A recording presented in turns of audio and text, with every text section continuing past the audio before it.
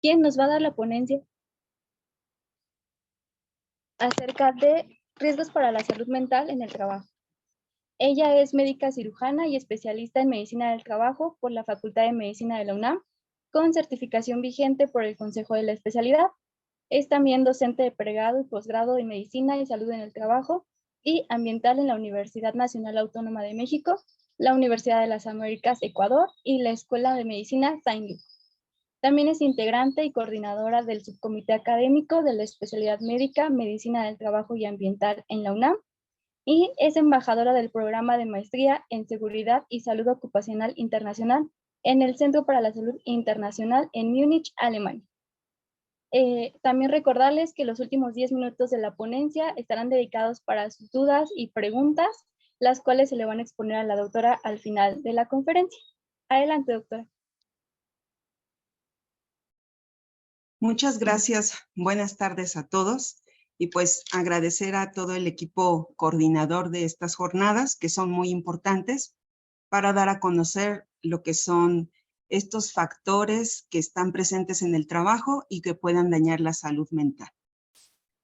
Muy bien. Bueno, pues empezaré, compartiré la pantalla. Me indican si se puede ver, doctora Lili.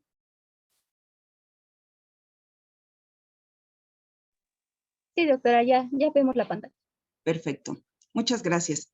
Bueno, el tema del que les voy a hablar, denominado riesgos para la salud mental en el trabajo, es un tema de gran importancia y sobre todo lo hemos notado más ahora después de la pandemia COVID. En estos años, 3 años que han pasado, nos hemos dado cuenta de estos factores que son más latentes. Estas condiciones de trabajo que han afectado nuestra salud física y también nuestra salud mental. Y pues para entrar en contexto en este tema, empezaré con lo que es trabajo. ¿Por qué es importante cuidar estos riesgos en el trabajo? Pues porque el trabajo es considerado un derecho humano. Es decir, todos tenemos derecho a tener un trabajo, pero en ciertas condiciones. Un trabajo decente, un trabajo digno. El trabajo es una actividad únicamente humana y podemos nosotros desempeñar un trabajo ya sea de manera física o también de manera mental. Está protegido este derecho al trabajo en la Constitución de nuestro país. Los artículos que están aquí plasmados, el artículo 1, el artículo 5 y el artículo 123 constitucional. Esto es que el trabajo debe de ser con todas estas condiciones de digno, de remunerado, de no tener violencia, no haber discriminación, debe de estar garantizado por el Estado mexicano.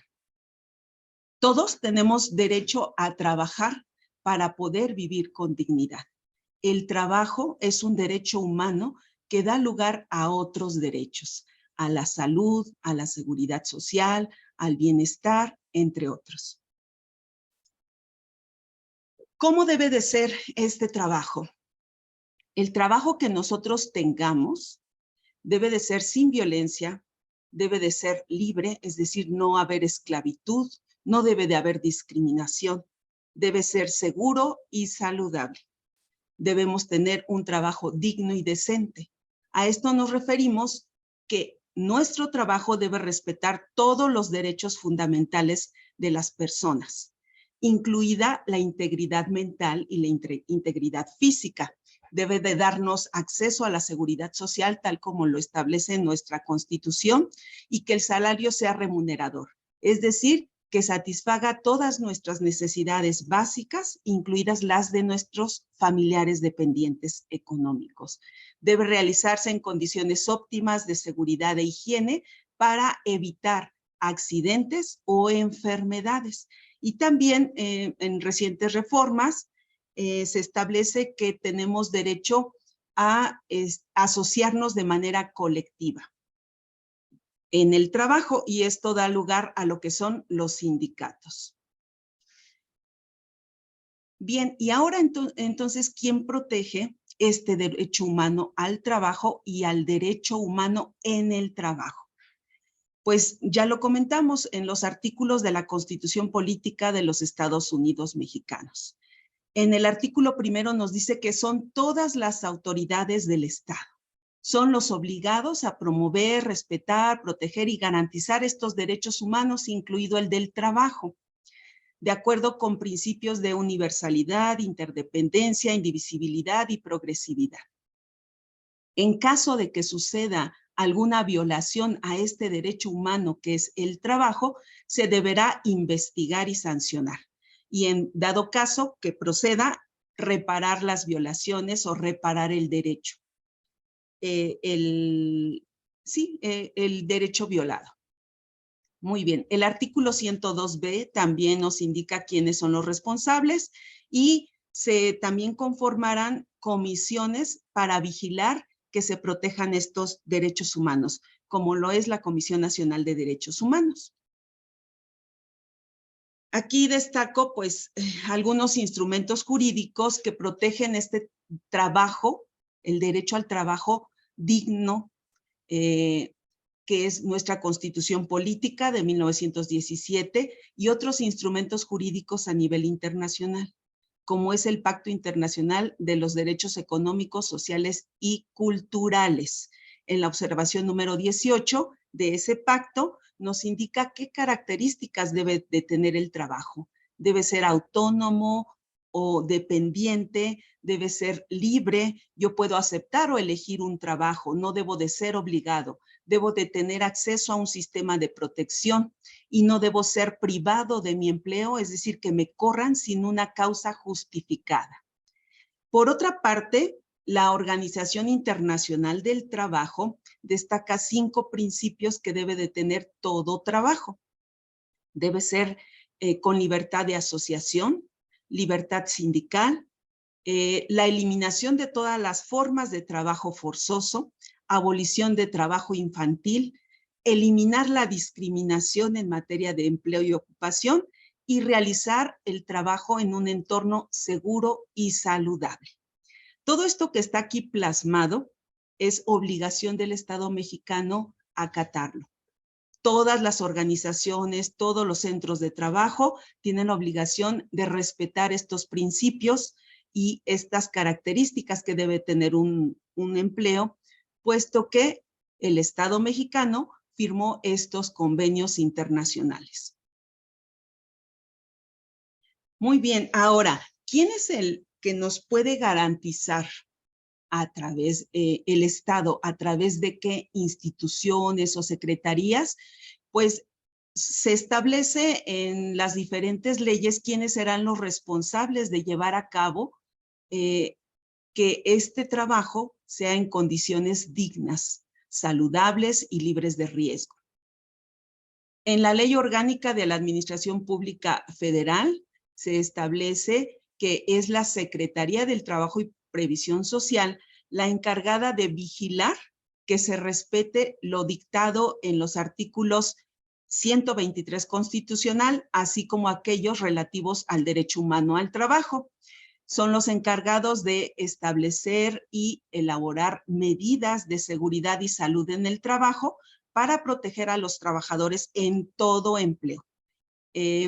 También dar cumplimiento a estos convenios internacionales que ya previamente fueron mencionados en materia de derechos laborales, incluidos los Objetivos de Desarrollo Sostenible para el año 2030, específicamente en el objetivo número 8, en donde se compromete México a que se debe de otorgar a todos los mexicanos un trabajo decente para un crecimiento económico del país. Por otro lado, en la Ley de Infraestructura de Calidad nos dice cómo se debe elaborar las normas y quién es el encargado de elaborar las normas que van a, de alguna manera, controlar estos riesgos que están presentes en los centros de trabajo, incluidos los riesgos psicosociales o aquellos que pueden afectar la salud mental.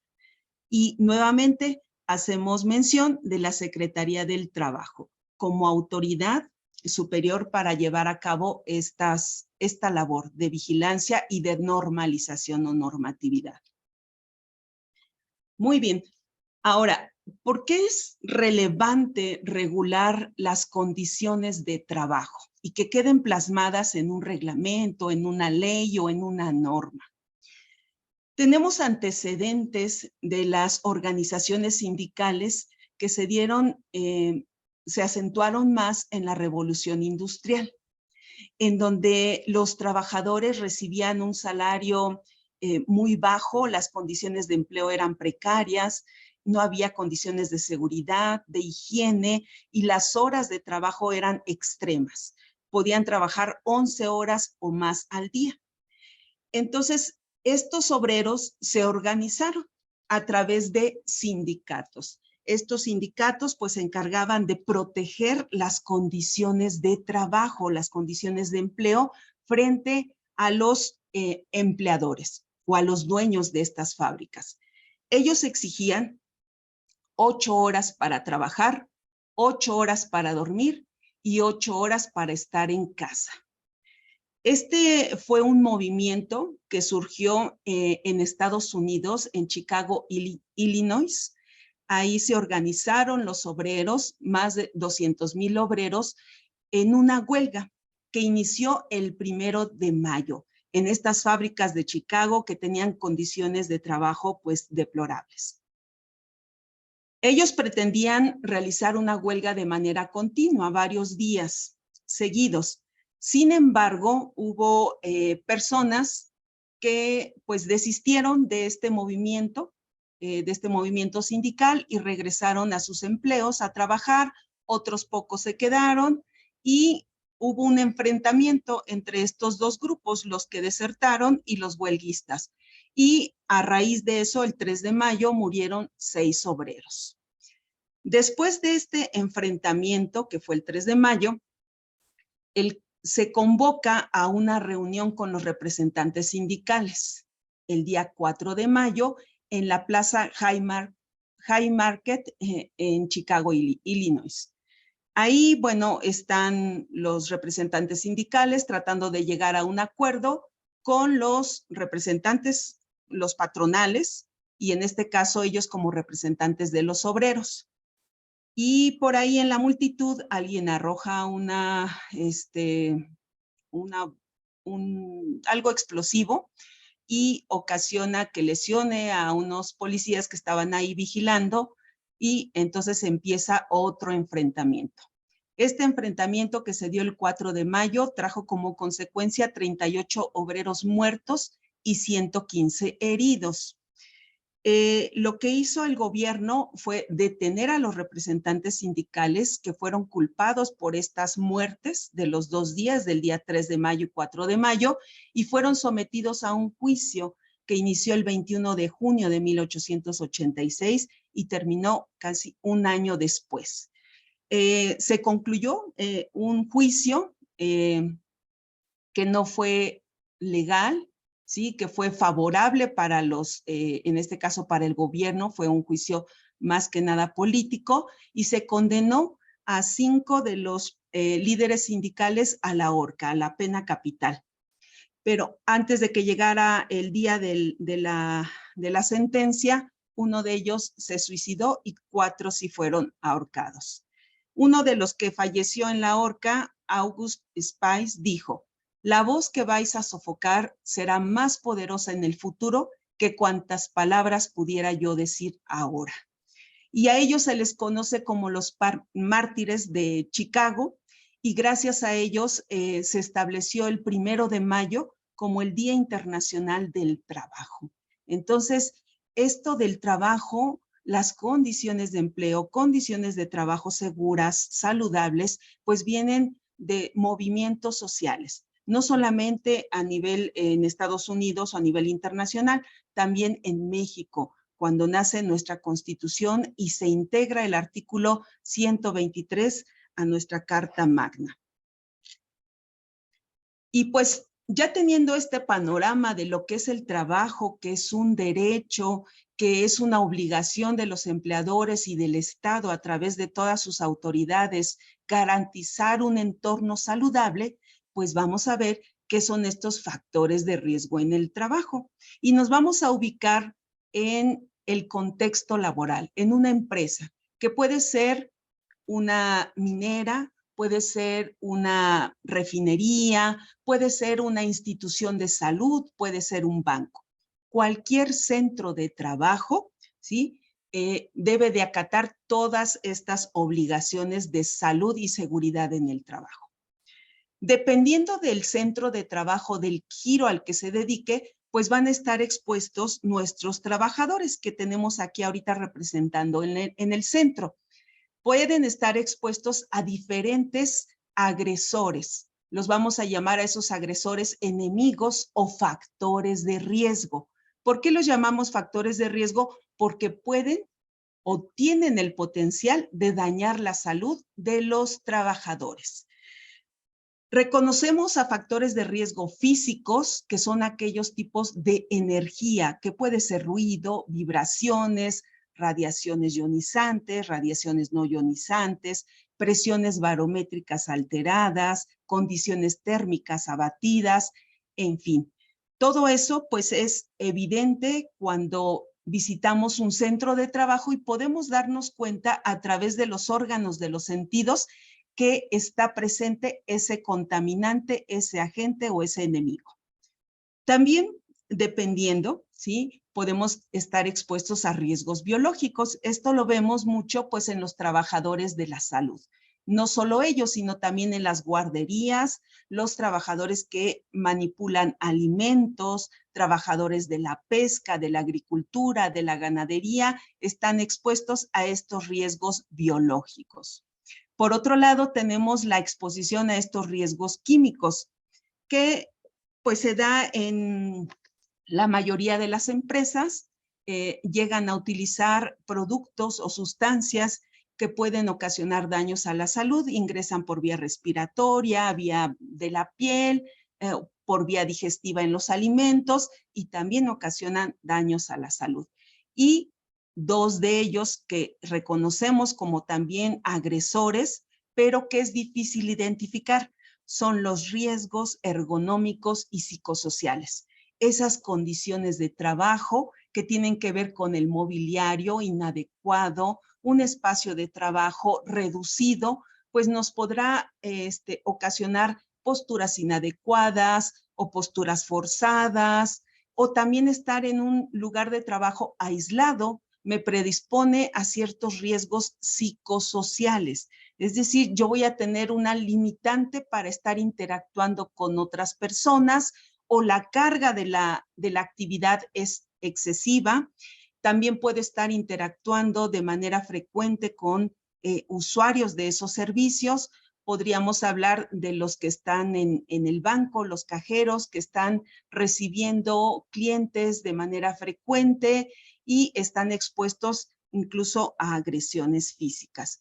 Pues estos son los riesgos psicosociales que vamos a detallar un poco más adelante.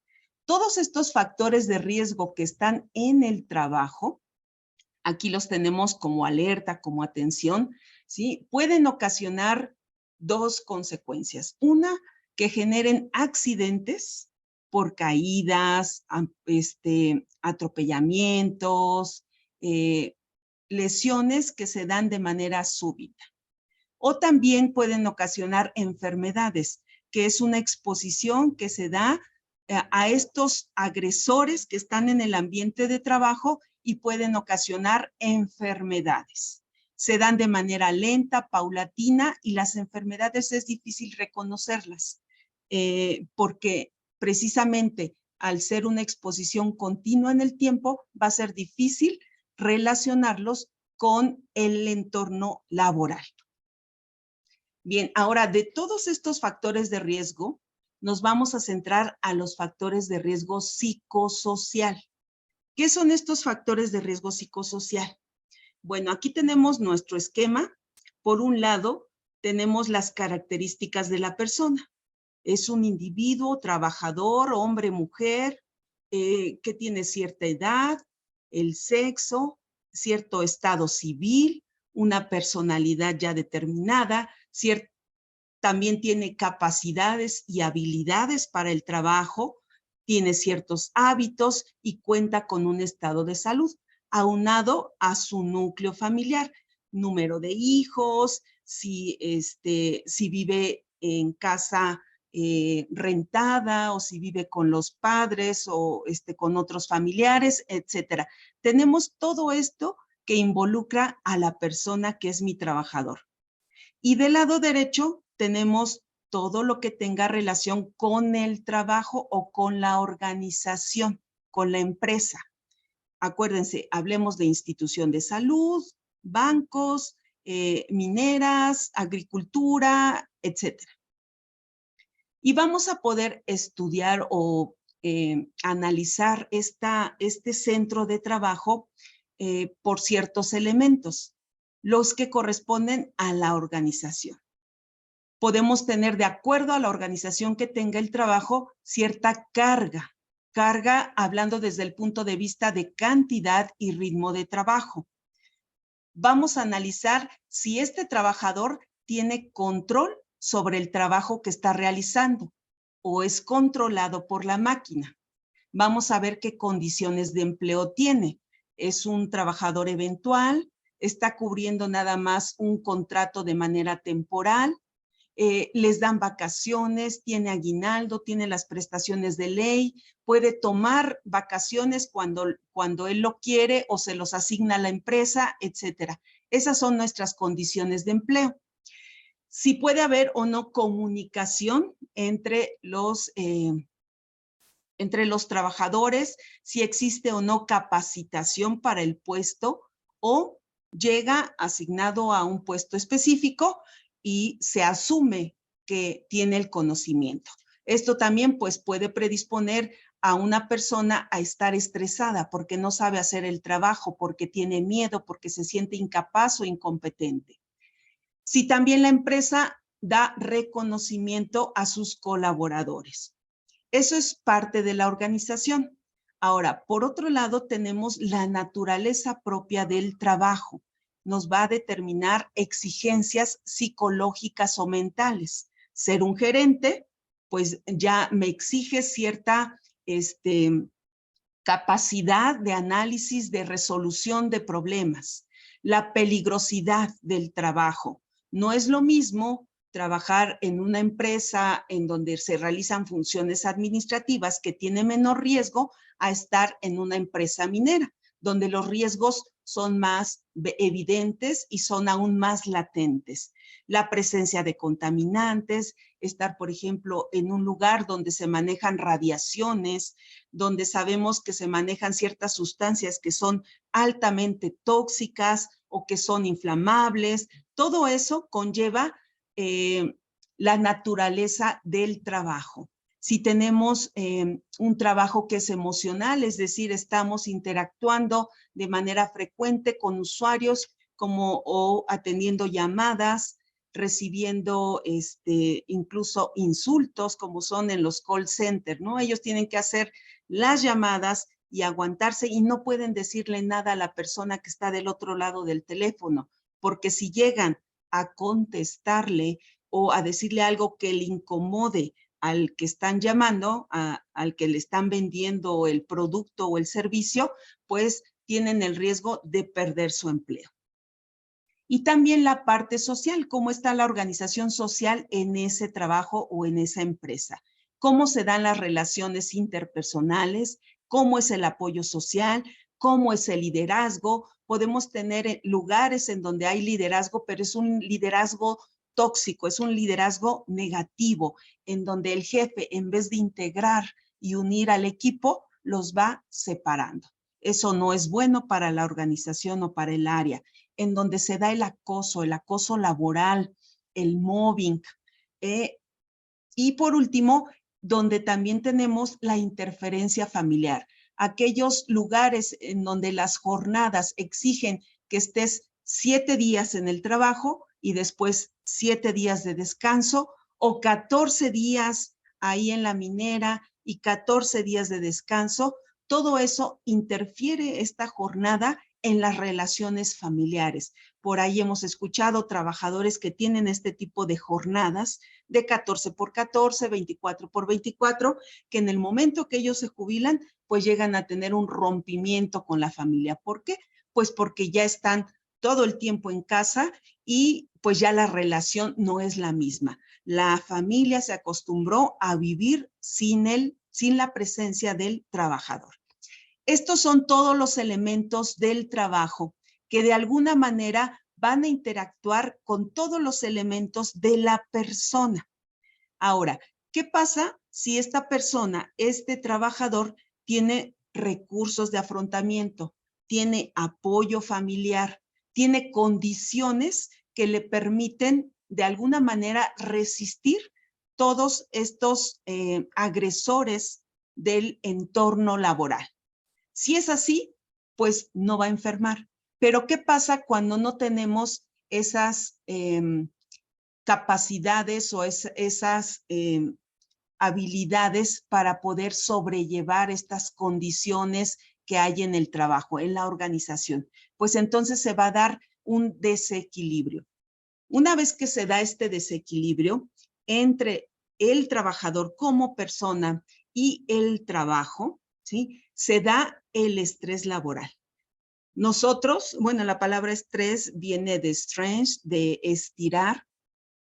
Nosotros estamos en un estira y afloje entre sí voy a resistir, no voy a resistir, hoy me siento cansado, ya me recuperé, llego al trabajo, es como una liga que estamos nosotros estirando. Pero va a llegar un momento en que esta liga, este estiramiento, sobrepasa los límites y se rompe. Y entonces se da este desequilibrio y la balanza se inclina hacia el lado del trabajo. Estas condiciones ganan sobre las medidas de afrontamiento que tiene esta persona, de resiliencia para resistir estos embates del trabajo, que pueden darse por condiciones en la organización, en la naturaleza del trabajo o en la organización social de esta empresa.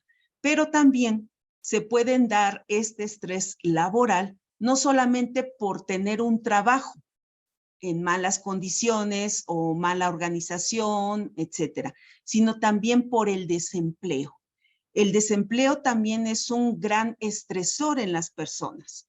Se dice que aún daña más la salud estar desempleado que tener un empleo precario. Y el empleo precario, pues son aquellas condiciones del contrato, de la temporalidad, si me dan o no seguridad social, si mi empleo se encuentra a 2 o 3 horas de distancia en la que me tengo que trasladar. Todos esos son factores estresores que van a ganar, en este caso, este equilibrio que le llamamos en medicina homeostasis que tiene el trabajador y desencadena lo que llamamos el estrés por el trabajo. Bien, ahora, este video lo escogí, fue elaborada por una médica de la Facultad de Medicina, la doctora Carmina Muñoz. Menciona todas esas condiciones que ya ahorita las enlistamos un poquito más a detalle, que pueden producir estrés y desencadenar otros trastornos mentales y afectivos. Pero atención, no solamente son mentales y afectivos, sino también físicos. Nuestro organismo va a empezar a tener una alteración a nivel hormonal, a nivel de los neurotransmisores, a nivel de muchos órganos y sistemas, incluido el sistema gastrointestinal y cardiovascular, que más adelante vamos a ver cómo pueden producir ese daño. Voy a compartir pantalla con audio para que podamos ver este video.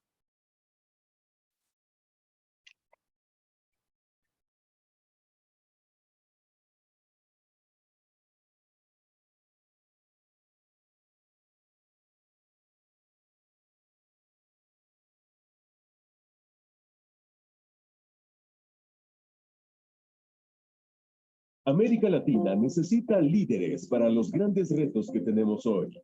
Desarrollo sostenible, impacto social.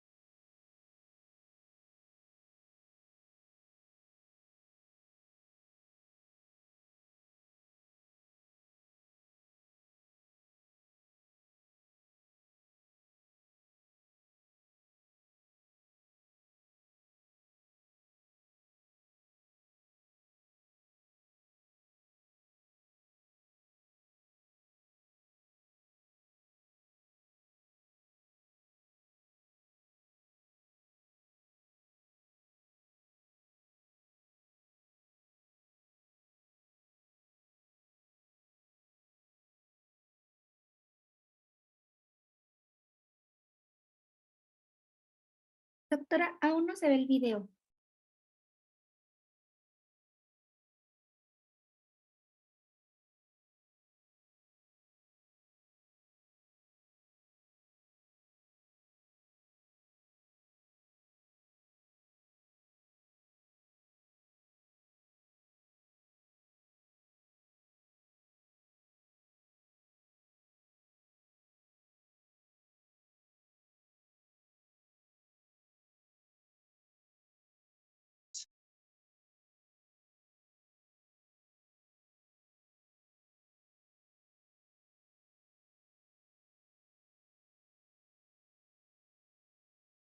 Hola, hoy hablaremos acerca de los desórdenes psicosociales en el trabajo.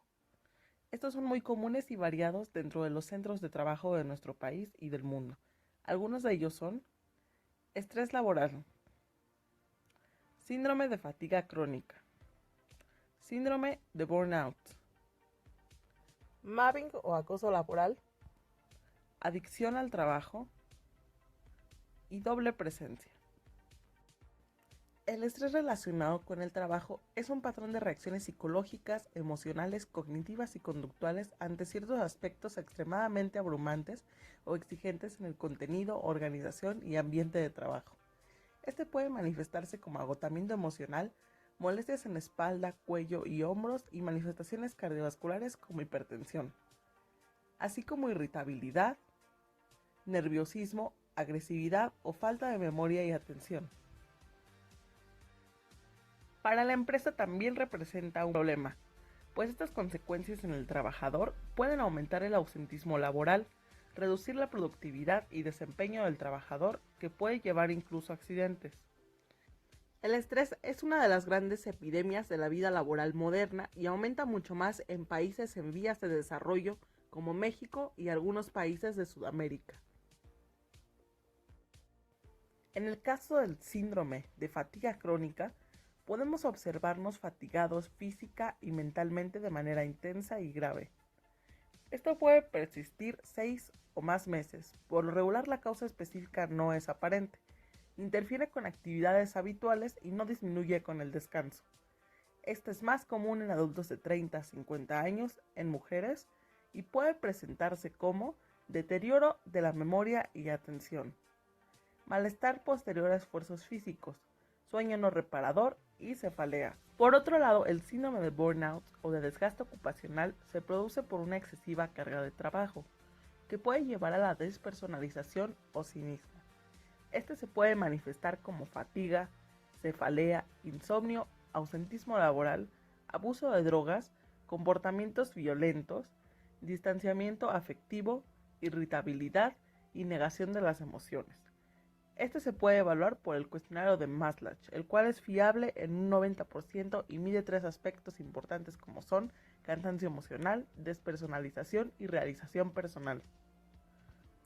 El mobbing o acoso laboral es una situación laboral concurrente y mantenida en el tiempo que se manifiesta como una serie de agresiones psicológicas que atentan contra un individuo, en este caso un trabajador.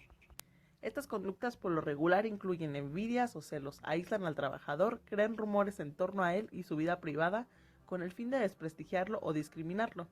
Puede darse de jefe a subordinado, así como entre compañeros. Puede tener distintas consecuencias para el trabajador, como ansiedad, apatía, impotencia, frustración, depresión e incluso algunas veces intentos de suicidio. El centro de trabajo también puede presentar consecuencias por el mobbing, por ejemplo, disminución de la calidad y cantidad del trabajo, aumento del absentismo, mal clima laboral y aumento de accidentes. Para evaluar esta situación se puede usar el cuestionario LIP60, la escala Cisneros y el cuestionario de salud general o GHQ. El trabajo nos otorga un sentido de identidad, sin embargo puede llevarnos a consecuencias negativas de realizarlo de forma intensa y compulsiva. Esto se conoce como adicción al trabajo. Este puede enmascararse bajo la apariencia de responsabilidad, dedicación y sacrificio al trabajo. Puede manifestarse como dedicación excesiva de tiempo al trabajo, compulsión por continuar trabajando después de la jornada laboral y desinterés general por otras actividades como pasatiempos, familia o amistades. Podemos identificarlo en aquellas personas que trabajan incluso cuando están enfermas, que toman su casa como otra oficina porque llevan trabajo a esta, que comen en el auto o en su escritorio para no perder tiempo. No rechazan nuevos proyectos a pesar de la gran carga de trabajo. Basan su autoestima en halagos que recalcan su dedicación. Su tema de conversación principal es el trabajo y lo que ocurre en este. No descansan ni disfrutan fines de semana o vacaciones, entre otras conductas. La doble presencia es la situación en la que en una misma persona recaen tanto las demandas doméstico-familiares y las de su vida laboral. Es más común en mujeres debido a los arraigados roles de género que plantean de manera errónea que son ellas quienes deben mantener ordenada su casa y gestionar las actividades de la misma, es decir, gastos, comida, hijos o lavandería. Las actividades domésticas son un trabajo no remunerado, sin embargo conllevan una gran carga de trabajo para quien las realiza. Es importante conocer todos estos desórdenes psicosociales, pues nos ayudarán a identificarlos si los padecemos nosotros, algún compañero de trabajo o paciente. Es vital visibilizarlos, pues algunos de ellos se enmascaran detrás del concepto de responsabilidad. Pero las condiciones precarias en las que alguna gente trabaja son muy comunes e incluso a veces inaceptables.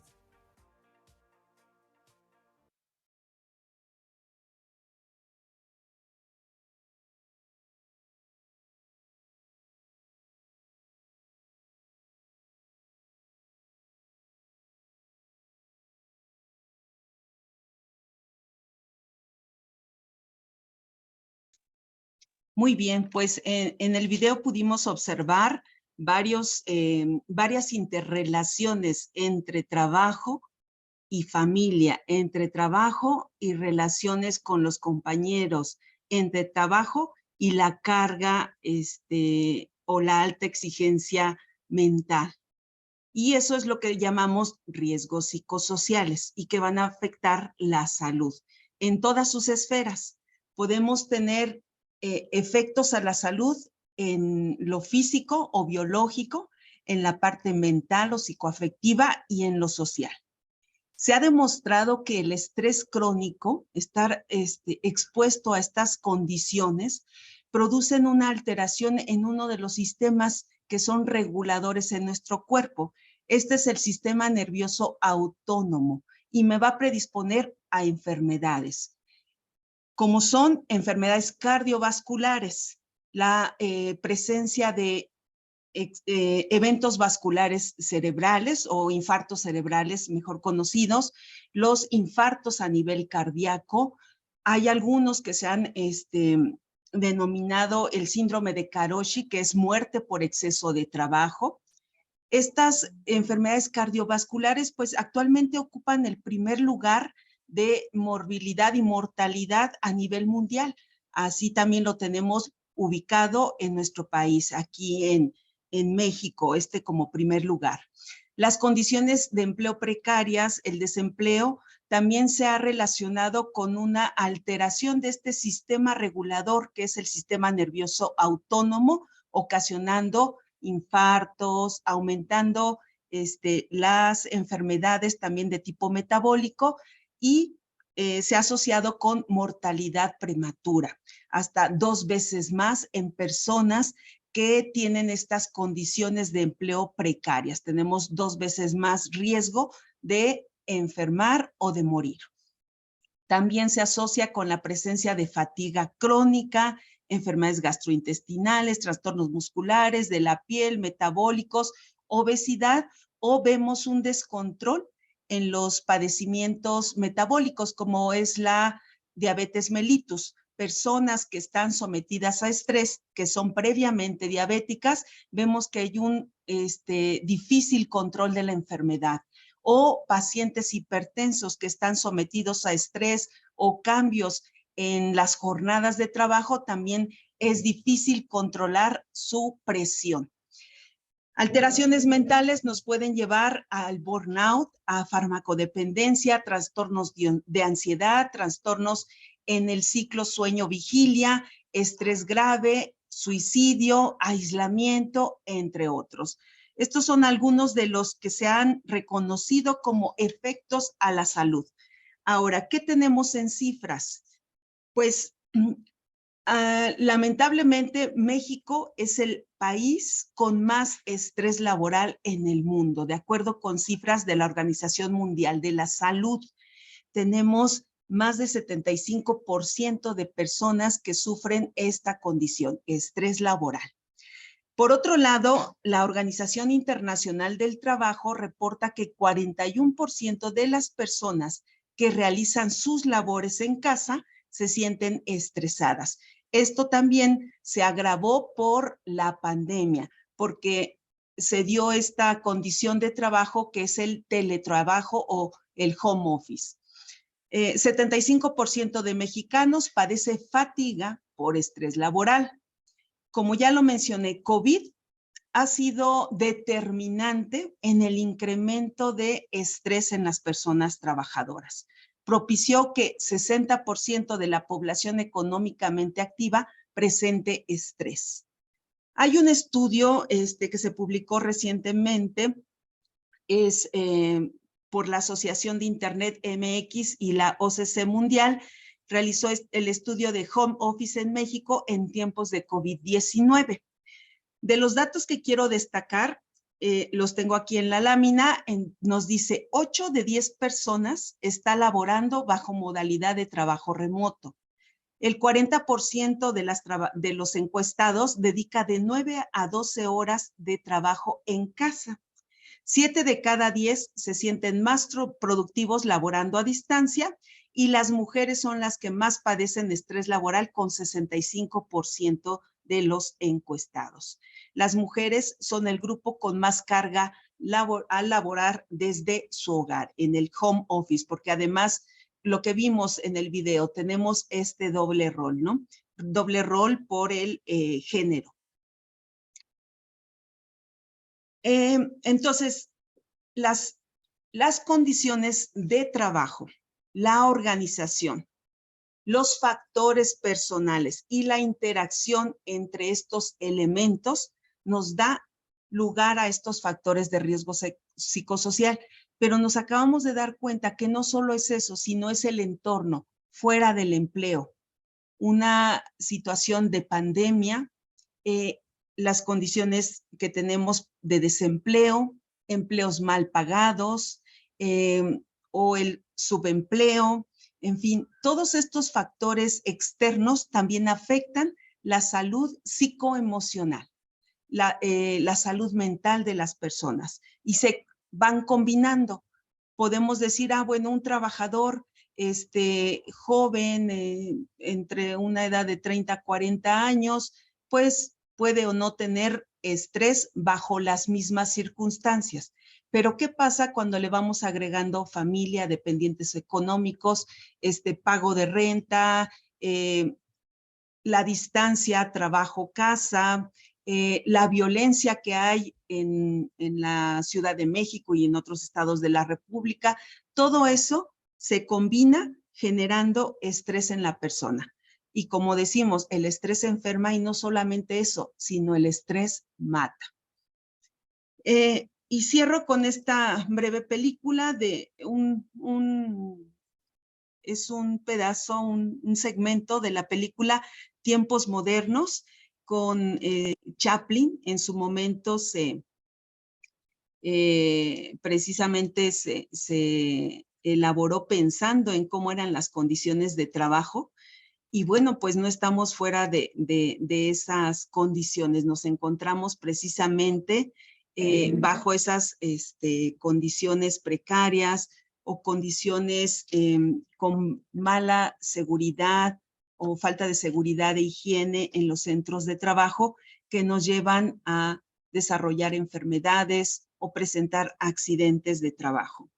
Muy bien, voy a compartir. Espero que en esta ocasión no tenga yo problemas. Y regreso para preguntas. Gracias.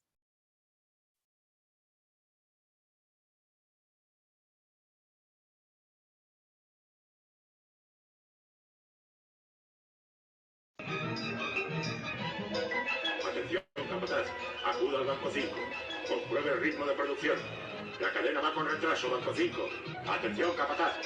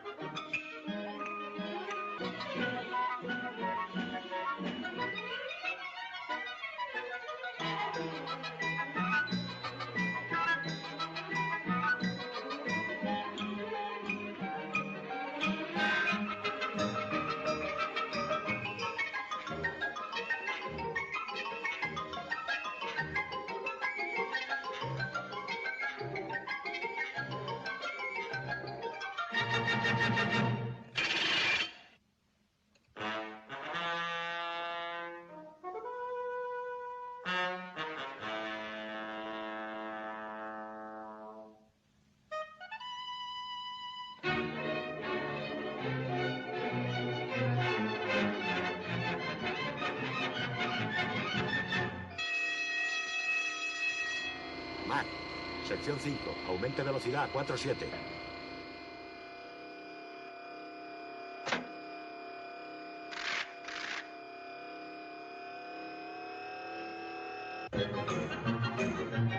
Philip Bauperkin. Philip Bauperkin.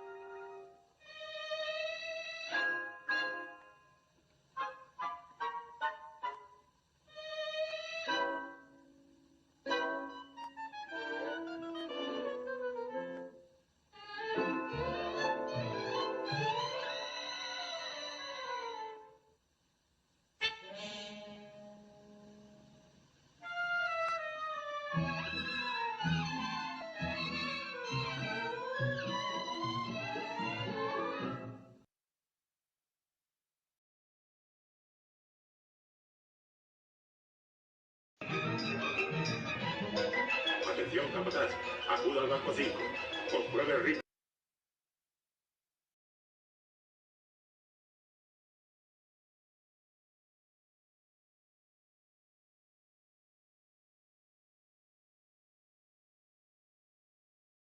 Presentación, pues es alarmante que nuestro país ocupe el primer lugar en estrés laboral. Y por otro lado, que COVID haya acentuado más esta condición, además de que hubo un grupo más afectado por esta situación de COVID, que fueron los trabajadores esenciales. En ellos, como son los de trabajadores de seguridad, el del transporte o los trabajadores de seguridad pública, pues fueron los que no dejaron de trabajar, que no podían dejar de hacerlo, los recolectores de basura, también uno de ellos, pero se vio en un estudio que incrementó la mortalidad en trabajadores esenciales con respecto a los no esenciales cuando enfermaban de COVID. Y por último, pues sé que tenemos un gran compromiso como empresa, como país, perdón.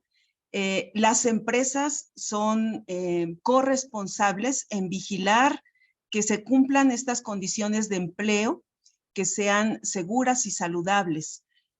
¿A través de qué? De sus equipos de seguridad y salud en el trabajo, que tienen como objetivo promover y mantener el más alto nivel de bienestar físico, mental y social de los trabajadores en todas las profesiones, prevenir todo daño causado a la salud de estos por las condiciones de su trabajo, protegerlos en su empleo contra riesgos resultantes de agentes nocivos a su salud, colocar y mantener al trabajador en un empleo acorde con sus aptitudes fisiológicas y psicológicas y, en resumen, adaptar el trabajo al hombre y cada hombre a su trabajo, a la tarea.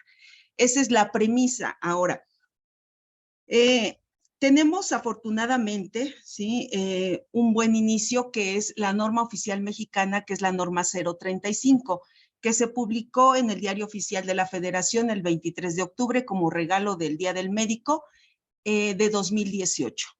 Esta norma, que habla sobre los factores de riesgo psicosocial en el trabajo para la identificación, análisis y prevención, es de observancia en todo el territorio nacional y desde que hay un trabajador o más de 100 trabajadores. Aquí tenemos la tabla y me dice que debemos, la primera etapa o la primera fase de la aplicación de la norma es poder identificar, analizar estos factores de riesgo psicosocial y verificar cuáles están presentes en mi organización para poder controlarlos, disminuirlos y de alguna manera implementar un programa que permita controlarlos a mediano o a largo plazo.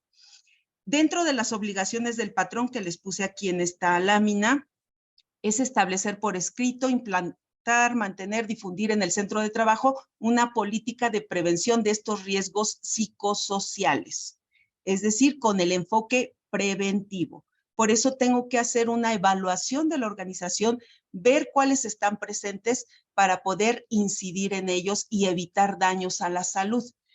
Es un ganar-ganar. Si la empresa los identifica, va a tener trabajadores contentos, saludables, productivos. Pero si los oculta o evita reconocerlos, lo que va a pasar es que los trabajadores van a enfermar, van a tener baja productividad, se van a incapacitar y esto trae costos a la empresa. Desde la incapacidad del trabajador, que va a estar incapacitado por alguna enfermedad relacionada con el estrés laboral o estos factores psicosociales que mencionamos, y capacitar a otro para poder ocupar el puesto. En el caso de los trabajadores también tenemos obligación. Una, de observar estas medidas para prevenir estos riesgos psicosociales. Si yo puedo participar para evitarlos, hay que hacerlos. También informar al empresario o a la organización, de alguna manera tener comunicación para informar la presencia de estos factores psicosociales, acoso, violencia, en fin. Todo eso se tendría que reportar. y por otro lado someterse a los exámenes que son necesarios. Esto es lo que me obliga la norma. La norma ya incluye un número determinado de instrumentos para evaluar y me va a dar al final un resultado.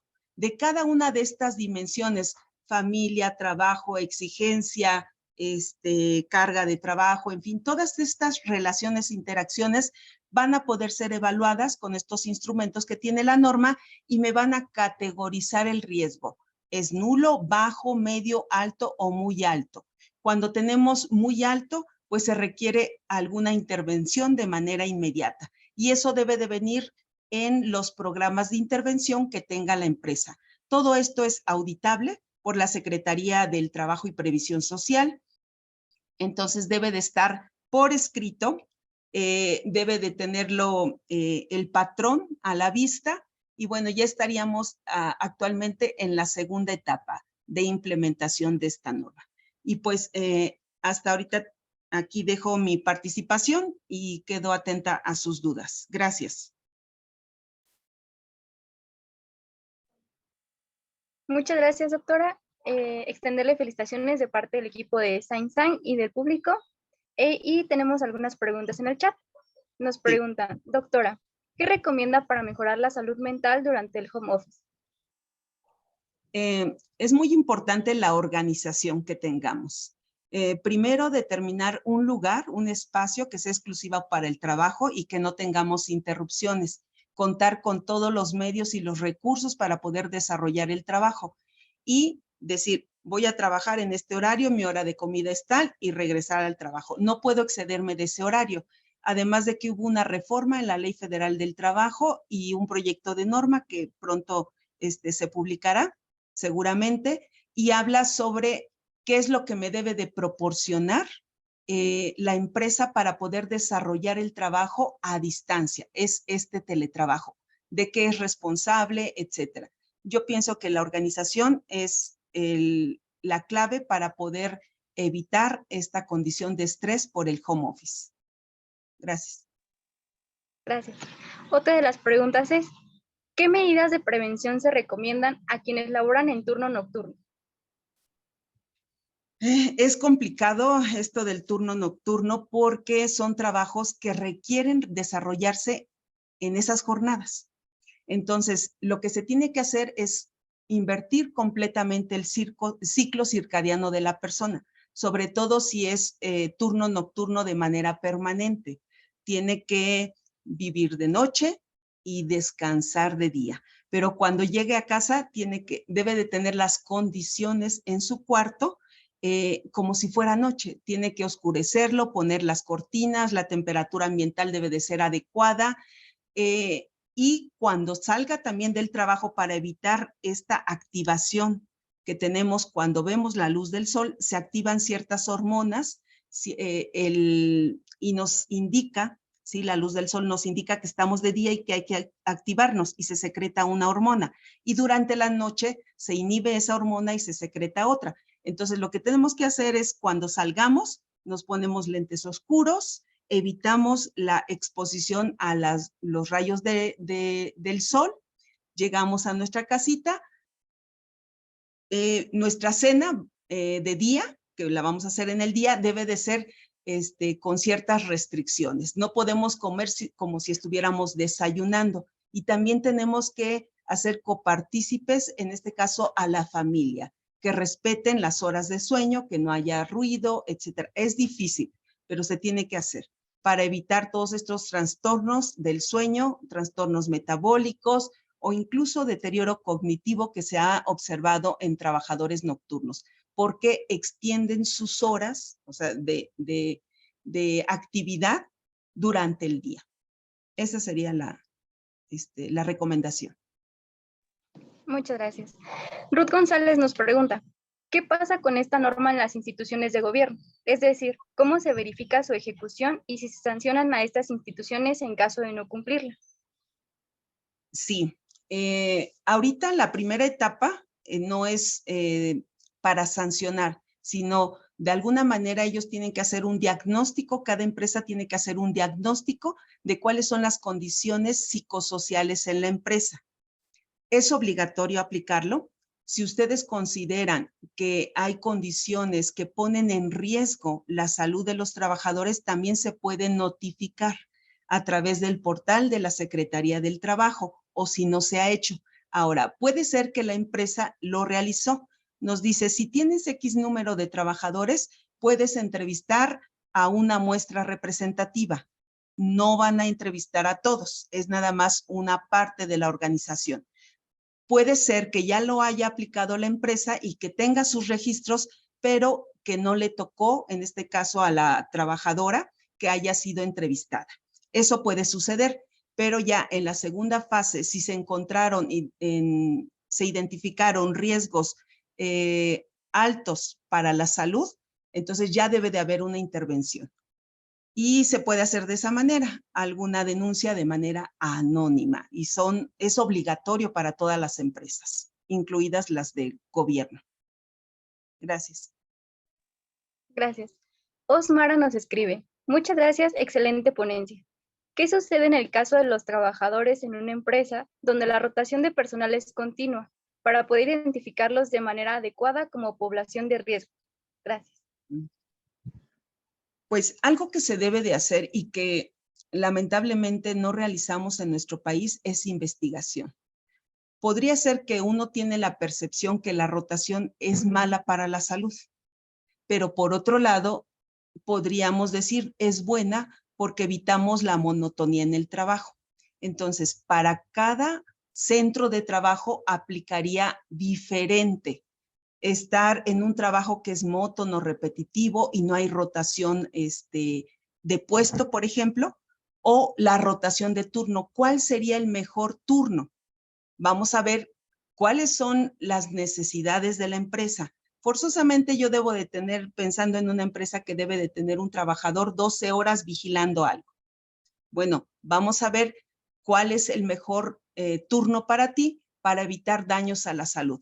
Y empezamos a hacer una evaluación con todos mis trabajadores y ahí yo podría determinar cómo organizar las jornadas o la rotación de puestos y de turnos para evitar estos daños a la salud. Son evaluaciones muy sencillas, podemos aplicar unos cuestionarios de manera rápida, obviamente con personal que esté capacitado, los médicos con formación en salud ocupacional o personal de otras profesiones con este enfoque de salud ocupacional, los pueden aplicar y verificar quiénes son los que tienen mejor salud y tal vez organizar un poco el horario, las rotaciones de la mejor manera para mantener a mi población saludable. Es lo ideal, porque para cada industria, para cada giro, aplica diferente. No podemos nosotros hacer un estudio que se realizó en otro país porque para ellos les funcionó bien. Tal vez las condiciones de empleo favorecen una mejor salud emocional, pero aquí en nuestro país no.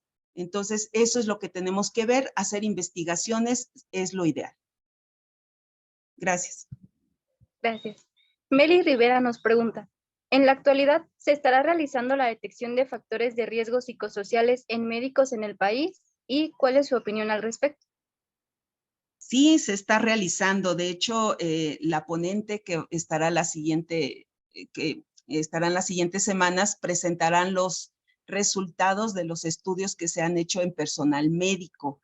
Sí se han realizado en instituciones de salud principalmente pública y bueno, se ha identificado como población de riesgo a estos factores psicosociales al personal de la salud, personal médico, sobre todo ahora con la pandemia, pero también al personal educativo. Son los dos grupos más vulnerables a estos riesgos psicosociales.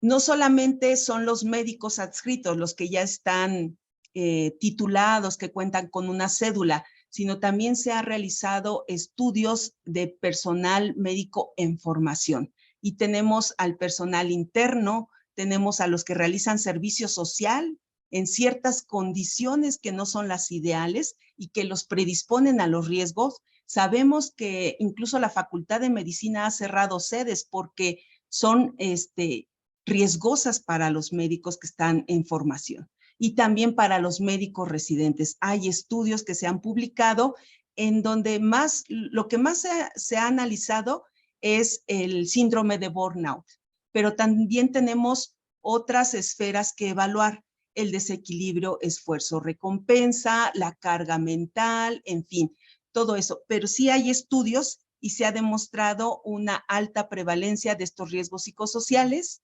en personal médico. Gracias por la pregunta. Gracias. Tenemos otra pregunta que dice, ¿qué tipo de programas podrían implementarse para los trabajadores que se encuentran aislados? Por ejemplo, en plataformas. Bueno, completamente aislados no se encuentran porque de alguna manera ellos forman una comunidad dentro de la plataforma. Entonces, ahí van a estar viviendo durante 14 días. Hay algunas empresas que tienen hasta 21 días o más o menos un mes en otros países. ¿Y qué es lo que pasa? Bueno, ellos, lo que pasa en la fortaleza de esta comunidad es el apoyo social. Ellos se vuelven una comunidad, se hermanan y se están apoyando. Obviamente hay este desprendimiento o esta separación con la familia. Y de los estudios que se han realizado, se ha identificado que ellos tienen recursos de afrontamiento ante estas condiciones de trabajo. Y contrario a lo que pensamos, que están expuestos a muchos factores de riesgo psicosocial y que podrían tener daños a la salud mental, no es así. La parte social sí se ve muy afectada por estos turnos de jornadas de 14 por 14. Sin embargo, desde la esfera física y mental, van desarrollando estos recursos y podemos analizar aquellos trabajadores que tienen antigüedad mayor, van a tener mejores recursos de afrontamiento. Y bueno, viene al caso un estudio que se realizó de variabilidad del ritmo cardíaco. Es una variable biológica que analiza esta disfunción del sistema, que recuerden, les dije, es el sistema nervioso autónomo. Esta variabilidad se va a ver disminuida en personas que están sometidas a constante estrés.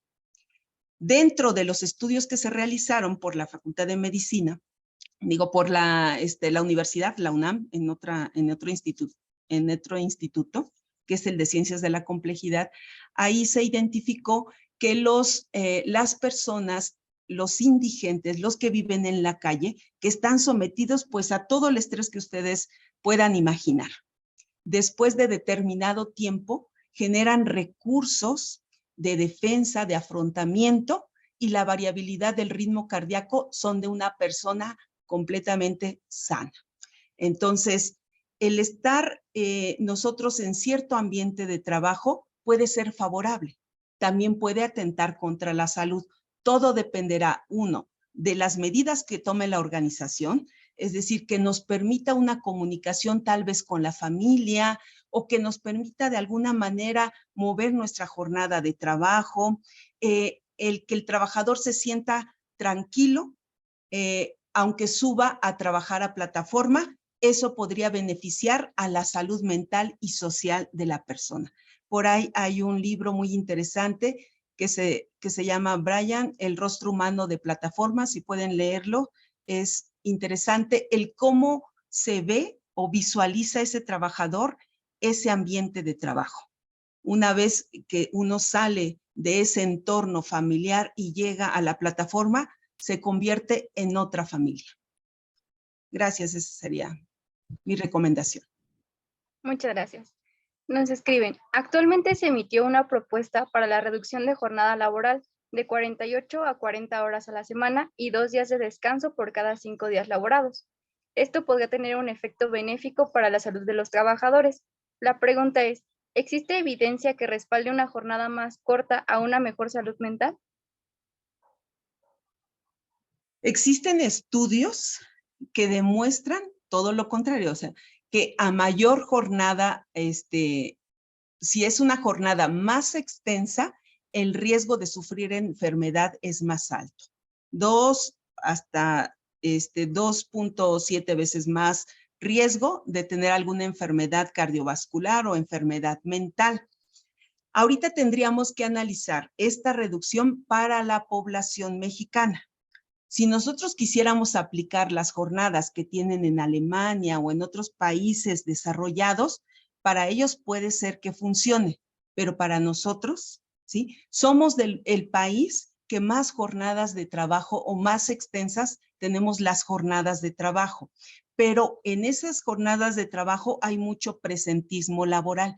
Quiere decir que el trabajador hace como que trabaja, está ahí presente, pero realmente no está realizando funciones. Uno cuando llega a trabajar, pues que ya se tomó el cafecito, que se fue a platicar acá, que subió a no sé qué, y en vez de empezar a trabajar a las 7, empiezan a las 8:30. Pero si a mediodía es su hora de comida, en lo que va por su comida, calienta su comida y ya se aventó otra horita. Y media hora antes para irse a formar, para poder checar su hora de salida. Entonces, hay muchos tiempos muertos. Habría que hacer un análisis. Yo en este momento no conozco algún estudio en mexicanos que demuestre que menos jornadas de trabajo, menos horas de trabajo pueda ser benéfico para la salud, pero tomando en cuenta el principio de que a mayor tiempo de jornada afecta a la salud, pues reducirla podría ser benéfico. Ahora, es muy importante también tomar en cuenta, el trabajo no es daño. El trabajo de alguna manera representa salud. Una persona activa que trabaja, que se desempeña, que produce, que da servicios, se va a sentir de manera personal satisfecha y va a decir, yo ya aporté mi granito de arena, porque también el derecho es un deber. Tenemos un deber social con el trabajo. Y también hay estudios que han demostrado que personas que se jubilan realmente empiezan a presentar otras enfermedades que estaban ahí o que no se habían manifestado y que una vez que se jubilan o dejan de ser productivos, empieza a manifestarse la enfermedad. Entonces, el trabajo debería ser salud de manera equilibrada. Y si 8 horas se ha visto a nivel, bueno, la mayoría de los países de Latinoamérica se trabajan 8 horas a la semana. Entonces, es porque ha demostrado que es un promedio en donde nosotros no tendríamos daños a la salud. Menos, tal vez podría haber una consecuencia en los salarios. Incluso yo he visto en trabajadores, oiga, y les pregunto, ¿qué pasaría si le reducen su jornada? Si en vez de tener rotación de turno, 2 días, 2 tardes, 2 noches, o 7 días, 7 tardes, 7 noches, quedara nada más en jornada diurna. Y son los primeros en decir no. ¿Por qué? Porque se les da un sobresueldo por más horas de trabajo, por horas extraordinarias, por trabajar en días festivos. Entonces dicen, yo prefiero el dinero y cambian el dinero por salud. Entonces, se deben de establecer ciertas normas y limitar las horas de trabajo. Gracias. Muchas gracias, doctora. Son todas las preguntas que teníamos en el chat. Nuevamente le extendemos una felicitación y agradecerle por parte del equipo de Saizán por estar presente el día de hoy en este ciclo de conferencias. Gracias a ustedes y mucho éxito en las siguientes jornadas y en esta jornada con las próximas ponentes que son extraordinarias. Un saludo a todos y muchas gracias por su atención. Hasta pronto. Hasta pronto. Muchas gracias, doctora.